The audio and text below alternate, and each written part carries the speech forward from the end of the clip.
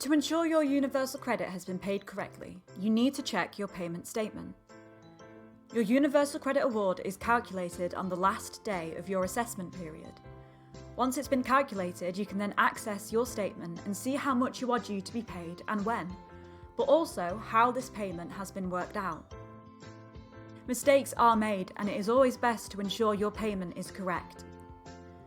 To see your payment breakdown, log in to your online Universal Credit account, enter your username and password, then provide the answer to the security question and log in to your account. At the top of the page, there will be 3 buttons: Home, To-Do List, and Journal. If you click on the Home button, you will be taken to a page where you can access all the sections of your account. You should click on the Payments button. This will take you to a page with your most recent and previous payment statements. You should then click on the date of the statement you want to see to look at details of how that payment has been worked out. The statement is split into sections. The top part shows which elements have been included to work out your maximum UC. The next section shows which income has been used to reduce the award. And the final section confirms any sanctions, loans, advances, deductions, or overpayments. Your maximum universal credit can be made up of 1 or more elements. These add up to the maximum amount of UC you could receive before deductions are made.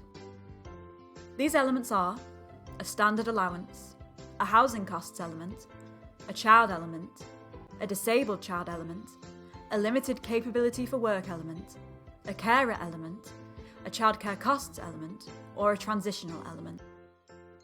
If you are entitled to one of these and it's missing, then you will not receive the universal credit you are entitled to. If you are not sure, ask for help.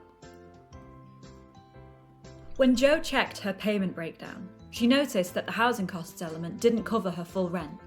She contacted her income officer, who worked out that the DWP were only covering 50% of her rent.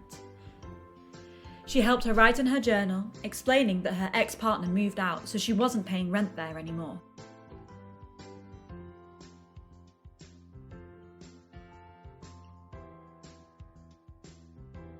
Tahir was on employment and support allowance before he claimed universal credit.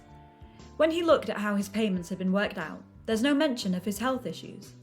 He asks his support worker about this, who explains that as he was getting extra in his ESA, he should get extra in his universal credit too. She helps him write a note in his journal.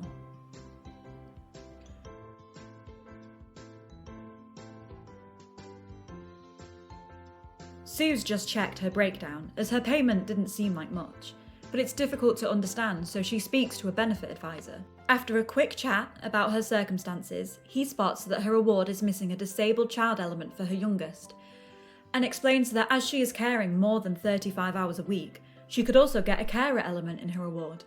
He emails her some text to write in her journal.